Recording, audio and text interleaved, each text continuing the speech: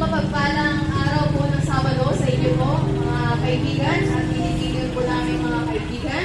Muli kami po ay narito sa inyo sa lugar po na ito kung saan kami po ay muli magbabahagi ng mga awitin at mga salita na po galing sa ating Panginoon. Muli kami po ay mga Seventh-day Adventist at ito po ay pakilang balik na po namin dito sa palengke po na ito kung napapansin po ninyo at kami po ay medyo natagalan muli sa pagbalik po rito at muli ng Panginoon dahil kami po ay binigyan ng pagkakataon na kami po ay makasama po kayo. Kaya sa hapon po ito, bago po kami magsimula ng aming maiksing programa at hahatid po sa inyo ng salita ng Panginoon ay nais ko po kayo i-invite sa isang maikling panalangin. Ama namin Diyos, dakila sa lahat, naririto po kami sa lugar na ito at kami po ay makikinig ng inyong mga awiting, mga salita na magpapalakas po ng aming pananampalataya na kung kami nakakaranas sa mga pagsubok ay maalalahanan po namin na kayo ay naririto palagi sa amin upang kami ay tulungan sa aming mga pagsubok sa araw-araw. Nawa Panginoon, buksan ang aming isip, ang aming puso, sa ganun po ay lubos po namin kaunawaan na inyong mga mensahe. Patawad Panginoon sa aming mga pagkakasala at pagkukulang sa pangalan po ng aming Panginoong Hesus. Kami po ay magbabahagi sa inyo sa unang part ng aming programa ng limang awitin. Ang mga awitin po ito ay patungkol po sa kung paano ang ating Panginoong Jesucristo ay iniibig po ang bawat sa atin. Na kahit po tayo ay lumalayo sa Kanya, ay nariyan ang Panginoon na hanggang ibigin po tayo. At kami rin po ay awit ng isang awitin na kung tayo ay lalapit sa Panginoon, no? Ay handa po niya tayong yakapin, no? Kahit tayo ay paminsan ay nagkakasala. At ganoon din, kami po ay magkakaloob ng awitin na isang awitin na kung saan ay paalaala sa atin ng Panginoon na tayo ay lubos niyang minamahal. Nawa ay sa amin pong awitin ito ay ating pong ma-internalize, no? Maisip natin, ating itong sariwain kung gaano ba tayo lubos na minamahal ng ating Panginoon.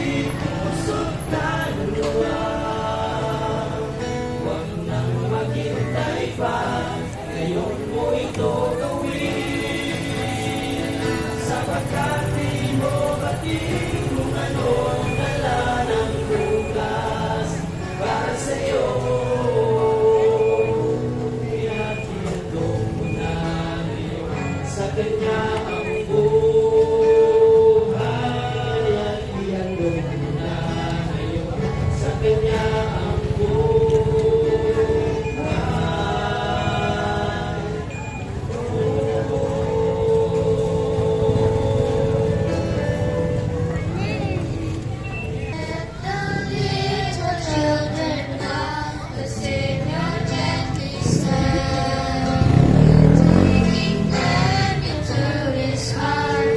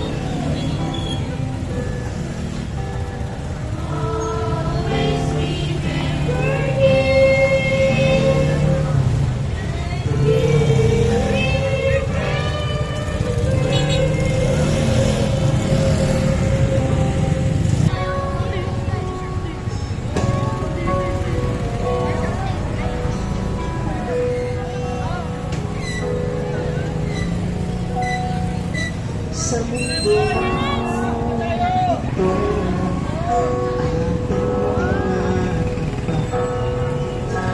may halong lungkot at sayang nararanasan. Ngunit bakit sa saya ay nakakalimot na tanging sa lungkot naaalala ka. Patawad o Jesus sa pagdinig mo sa bawat kasalanan na nagpapo sa'yo. Di naisip ang hirap nung ako'y tinubos, kapalit kaong dugo at luha sa krus.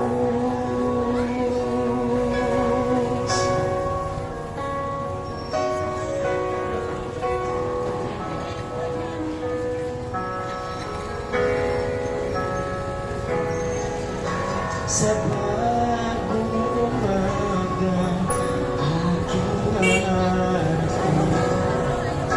sa banyo ko, saan man makarating, hindi na muli mawawalay sa'yo. Gabayan mo ako, Panginoon ko.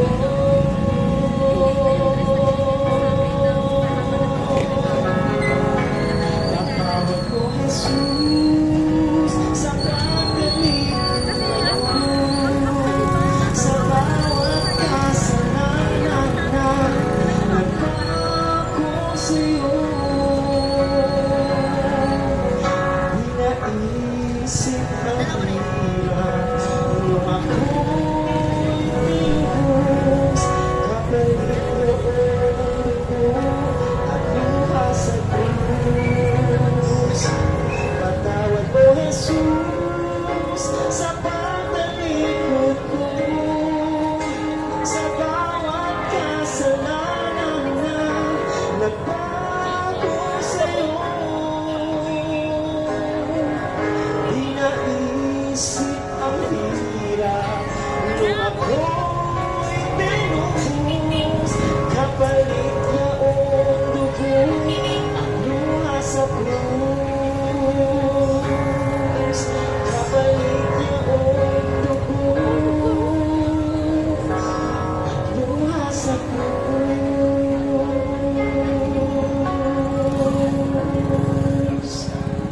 Ayan, purihin po ang Panginoon sa mga mensahe sa awit, no? Napakabuti po ng Panginoon kasi talagang yung sarili niyang buhay, Panginoong Jesus, ay ibinigay niya, no? Doon sa krus ng Kalbaryo para ang bawat isa sa atin ay magkaroon ng pagkakataon na makasama natin siya, no? Kaya naman yung mga awitin ay nagpapakita lang kung papaano tayo ay sobrang blines at minamahal ng ating Panginoong Jesus. Ayan. So muli, kami po ang Open Door Ministry para sa mga kaibigan po namin na nagtataka kung ano po ang ginagawa po namin dito.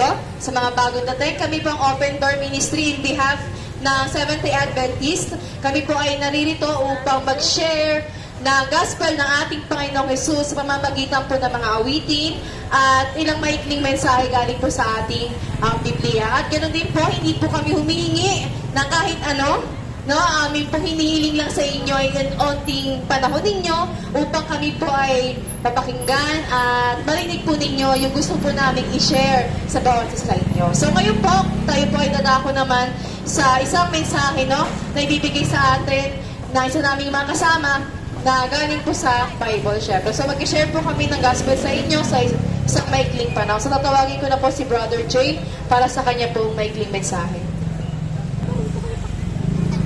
Kumusta po kayo mga kaibigan? At sa hapong ito ay tayo magpasalamat sa Panginoon sapagkat sa sobrang busy ng buhay, maaaring nakakalimutan natin na mayroon Diyos palang may hawak ng ating buhay na dapat nating pasalamatan. Tama po ba mga kaibigan ko? Sa sobrang busy ng buhay natin, nakakalimutan nating manalangin, nakakalimutan nating magpasalamat, nakakalimutan nating alalahanin na mayroon palang Kristo na namatay sa krus ng Kalbaryo para sa ating mga kasalanan. Na kung hindi namatay ang Kristo doon sa krus, maaring wala tayo sa panahong ito, mga kapatid. Mga kaibigan, nais naming ipaalala sa inyo, sapagkat samantalang kami naririto, o di kay minsan lang kaming napadaan, ay ipinapaalala namin na mayroong Diyos na dapat nating sambahin, dapat nating pasalamatan, at dapat nating purihin sa buhay na ating taglay sa mga oras na ito. At nais ko pong dalhin sa inyo, mga kaibigan ko, na ano ba ang ginagawa namin dito? Pwedeng maging busy din kami, pwedeng gawin namin ang gusto namin sa mundong ito, pero pinipili namin na magkaroon ng panahon para paalalahanan ang lahat ng mga tao na maaaring nakakalimot na mayroong Diyos na buhay na pwede natin pasalamatan at bigyan ng oras sa mga oras na ito, mga kaibigan ko. Samantalang si Kristo ay unang dumating sa sanlibutan ito, na ang sabi niya ay, humayo kayo at ipahayag ang ebanghelyo ng kaligtasan. At ituro ninyo sa kanila ang itinuro ko sa inyo.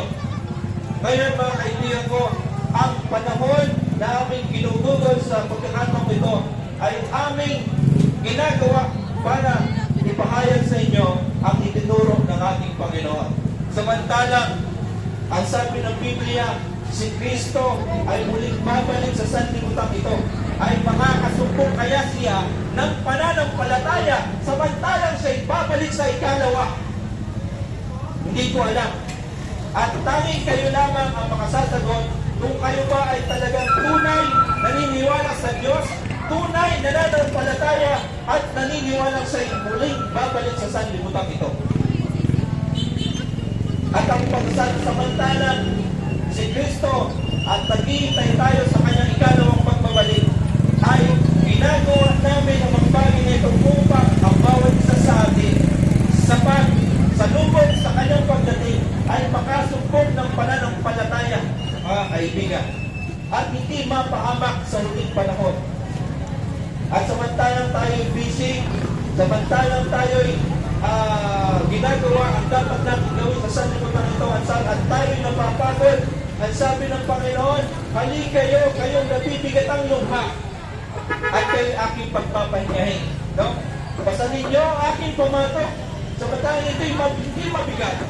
No?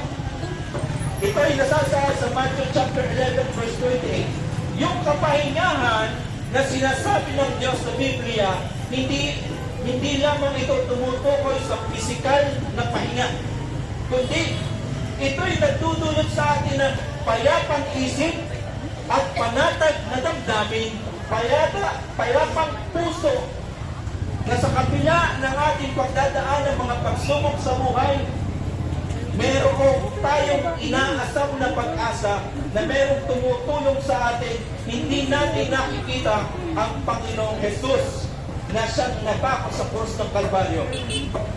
Amen, mga kapatid, sapagkat siya'y nangako na samantalang tayo napapagod physically, napapagod tayo emotionally, napapagod tayo spiritually, na kapag dumating sa atin ang mga problema, sinisisi natin ang Diyos, bakit Panginoon nangyayari at malahat ng ito sa aking buhay, samantalang ako'y nagtatapat sa inyo.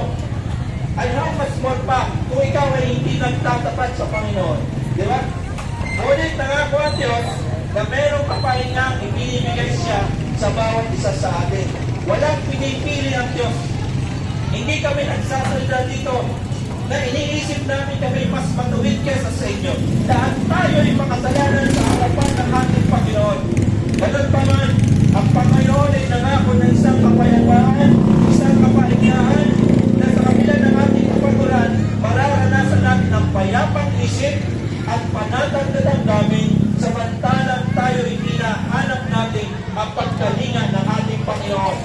At sabi ng Panginoon sa Hebrew chapter 4, na sabi doon, may ipinangako siyang kapahingahan at ang lahat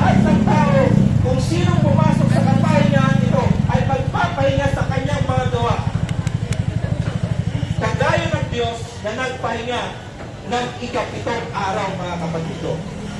Sa Genesis chapter 2, verse 1 to 3, 2 hanggang 3, ang sabi na nagpahinga ang Diyos sa kanyang magdang ginawa at binanan ang araw ng Sabat, pinagpahinga, ipinangilin, at ginawang banal at sakdan, mga kaibigan ko. Kaya kami mga Seventh-day Adventist, kami ay sa loob ng isang linggo ay makikita ninyo na kami nagpapahinga sa aming mga gawa sa ikapitong araw ng araw ng Sabat namin tinatawag. Bilang pag-alaala sa Panginoon na may likha sa bawat isa atin. Sapagkat yung ikapitong araw na ibinigay ng Diyos, yun ay nagpapatunay na tayo'y nilikha ng Diyos sa kanyang buwangis. Na merong Creator na Diyos na lumikha sa bawat isa sa atin na bilang pagpapasalamat, aalalahanin natin siya bilang ating manlilikha sa sanlibutan ito. At yung ikapitong araw na yon ay hindi lamang pagpapaalala na meron tayong tagapaglikha, kundi nagpapaalala yon na merong Diyos, Kristo, na namatay sa krus ng Kalbaryo para tayo ay iligtas sa ating mga kasalanan. Kaya yung kapahingahan na ibinibigyan ng Diyos ay paalaala sa atin na merong namatay sa krus ng Kalbaryo sa ating mga kasalanan at merong naglikha sa atin.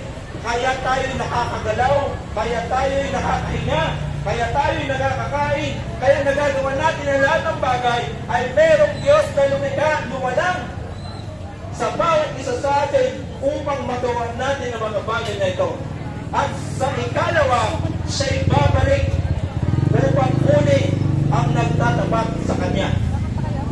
At kami nagpapaalala, mga kaibigan ko, na ang ating mga ginagawa sa kasalukuyan, ano pa man ito, yung mga hindi nais ng Diyos na ating ginagawa, ay maaaring nalulungkot ang Diyos.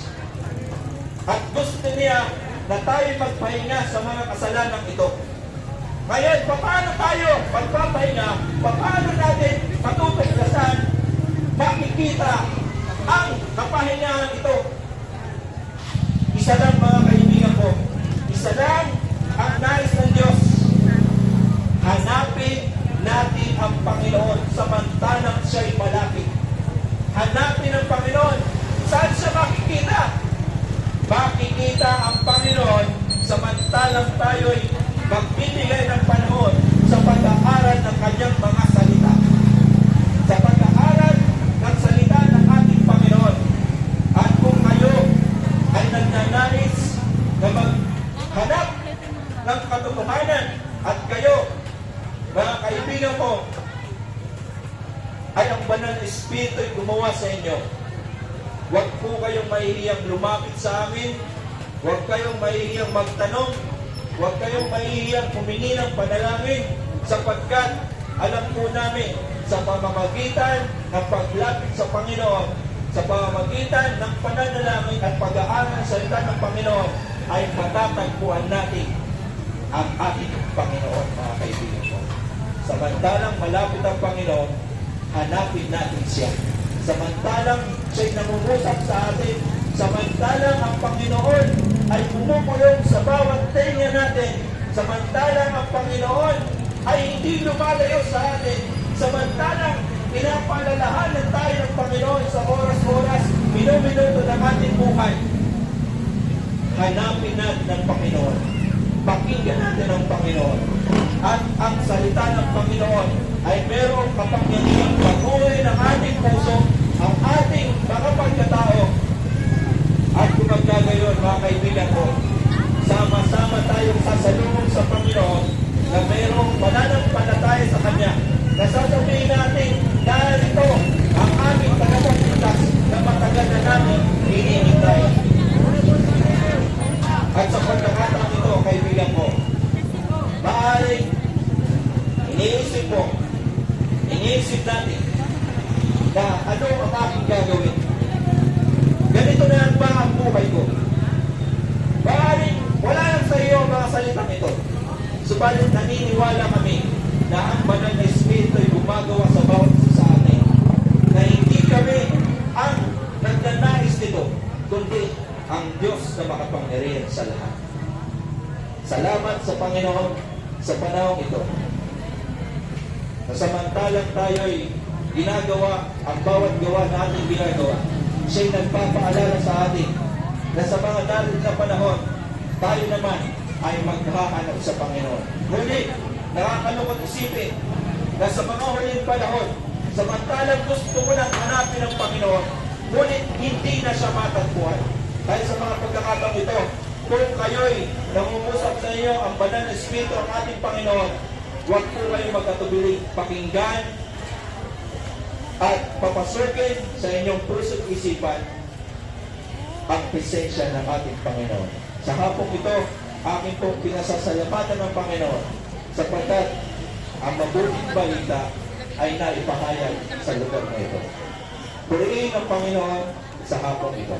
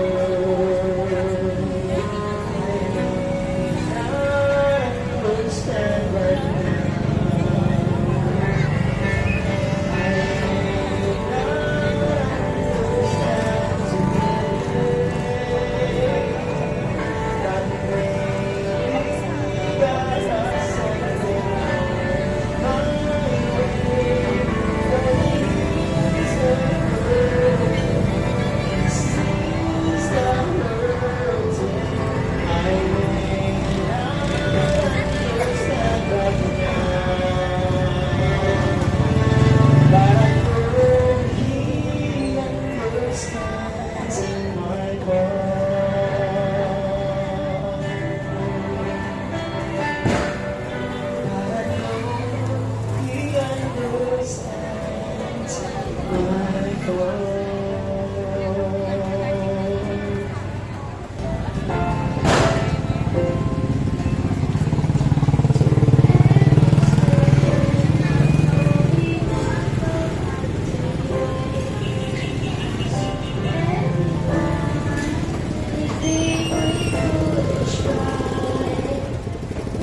And then you came to me,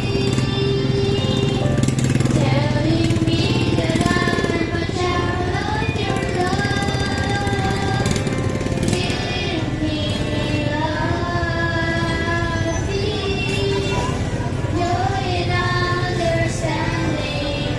Lord, please fill me with your love. Lord, I'll be from your end to set me free. Lord, fill me with your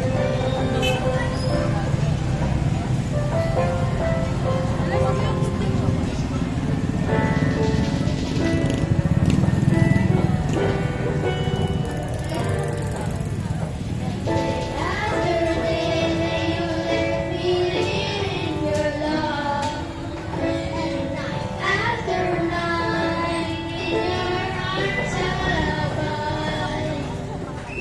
I thank you, Lord, for love. You have put it right into my heart.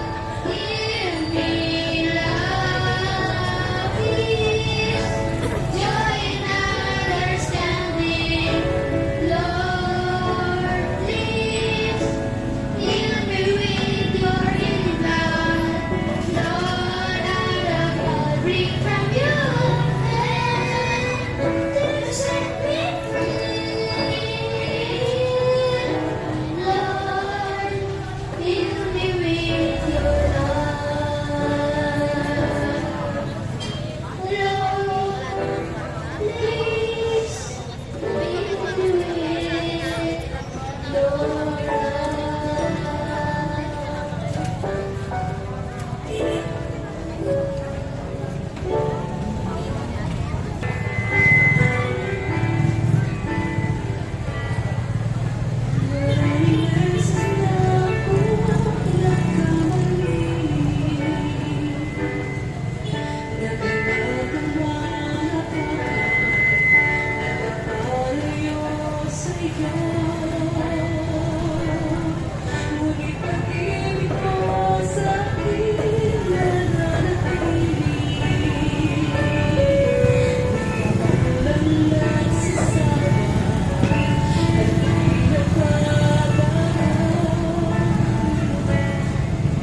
Binuksan muli ang puso at aking nakita ang ibig mo na nakakahiwaga.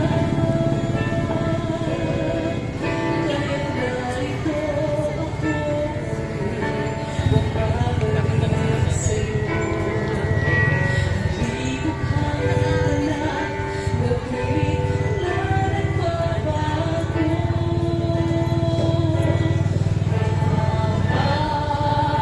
Segundo, minuto, oras at araw, ikaw ang nais magkasama upang di na maligan. Tuwing nabuhay sa kaluluwang nabuhay sa ating puso at nag-iisang tanglaw.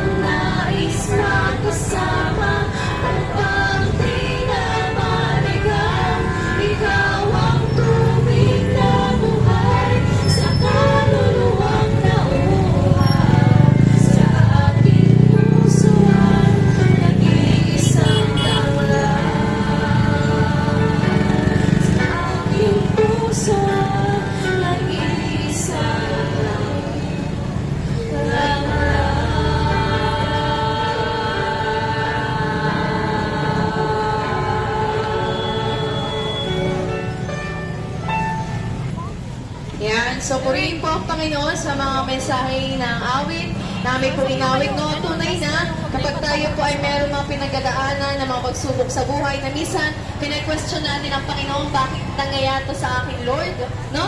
Pero ang kailangan natin gawin ay kausapin ng ating Panginoon sa pamamagitan po ng pananalangin, di ba? At sa pamamagitan po noon ang mga bagay na nararanasan po natin ay magkakaroon po ng sagot doon sa mga tanong na iyon. Kaya naman po, actually ito na po yun na po yung huling aawit pa kami ng isa sa aming panghuli. Kami po ay may FB page na Open Door Ministry. Kung kayo po ay may mga prayer request, may gusto po kayo isama sa panalangin, ay maaari niyo po kami i-reach out sa ating FB page. Search niyo lang po sa search bar ang Open Door Ministry at makikita niyo po agad kami doon. So kami po ay open na open. Kung kayo po ay merong mga gusto ipanalangin sama sa prayer request, kami po ay handang manalangin para po sa inyo. So para po sa aming huling awit, kami po ay awit pa ng isa bago po kami magtapos ng aming programa po.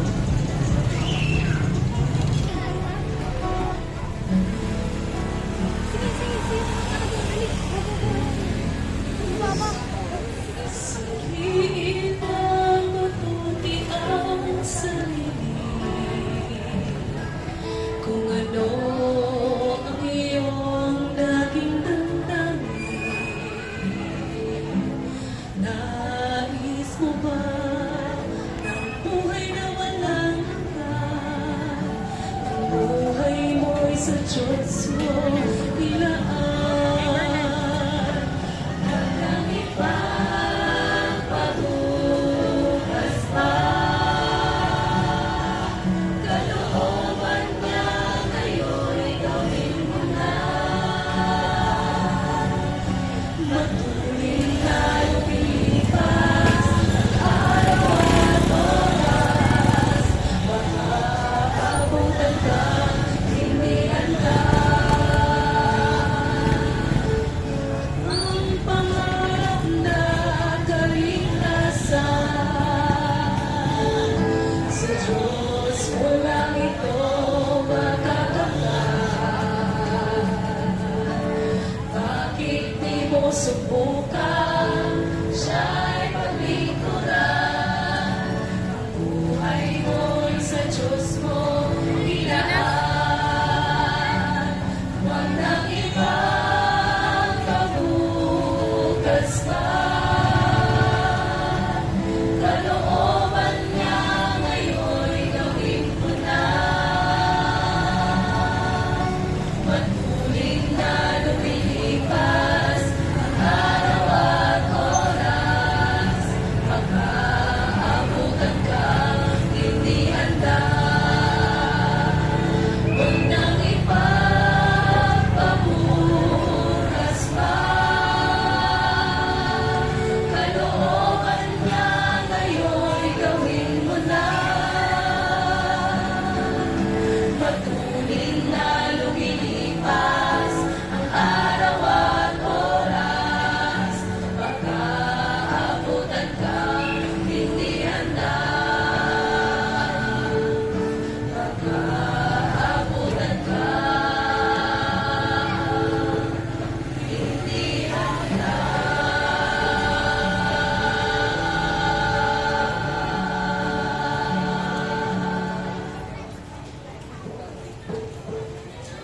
Maraming salamat po. Samantalang ako po'y nananalangin. Kung kayo po'y may mga panalangin sa Panginoon, inyo pong sambitin ang inyong isip sa Panginoon samantalang ako po'y nananalangin, mga kaibigan. At alam po namin na ang Diyos lamang ang nakakaalam ng ating puso't isipan. Kaya kung kayo ay merong gustong idulog sa Panginoon, ay inyo pong sambitin ng inyong mga isip sa Kanya, sapagkat hindi masasayang ang inyong panalangin kapag ito'y binanggit ninyo sa ating Panginoon. Siya ay nakikinig at siya ay magbibigay ng kasagutan sa bawat panalangin na ating sasabihin. Tayo pong lahat ay manalangin. Dakila naming Diyos, aming Diyos sa pagmahal. Kami po ay nagpapasalamat po sa inyo sa pagkakataong ito na kami ay yung dinala sa lugar na ito. At alam po namin na ang pagkakataong ito ay hindi isang pagkakataon lamang, kundi ito ay inyong kalooban na makarinig ang mga tao ito sa aming mga kaibigan ng mabuting balita buhat po sa inyo.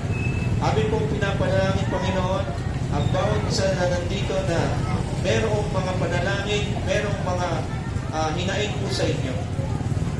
Maaari ba, Panginoon, na sila ay inyong pakinggan? Upang sa ganon ay tumugon kayo sa kanilang mga panalangin at masolusyonan ang kanilang mga problema, mga pagsubok sa buhay. Amin pong idadalangin din na sila ay inyong ingatan ang kanilang kalusugan, ang kanilang mga hanap buhay, ang kanilang mga negosyo ay inyong paundarin upang sa ganon, Panginoon, ay mapatunayan nila sa inyo na kayo ang Diyos na buhay na nagbibigay ng lahat ng aming mga kailangan. Panginoon, aming idinadalangin din ang lugar na ito na maging ligtas sa anumang mga panganib, maging ligtas sa anumang mga sakuna upang sa ganon kami payapa mabuhay sa lugar na ito at kay aming pasasalamatan sa mga bagay na ito. Panginoon naming Diyos, naway hindi masayang ang mga salita na buhat po sa inyo sa mga oras po ito. Ito'y tumanin ng malalim sa puso't isipan ng aming mga kaibigan at samantalang kami nag-aantay sa ikalawang pagbabalik ng aming Panginoon. Maramdan kami nananampalataya sa inyo at kami sama-samang sasalubong at magsasabing narito ang aming Diyos na iniintay na magliligtas sa bawat isa. Salamat ng maraming, Panginoon, at aming iniadalangin ang mga taong maging ligtas anuman ang kanilang ginagawa sa mga oras po ito. Patawarin kami, Panginoon, kung kami man ay nagkulang at nagkasala sa inyo. Ito po ay aming inihiling sa makapangyarihang Panginoon na aming tagapagligtas na si Kristo Jesus. Amen. Maraming pong salamat sa lahat.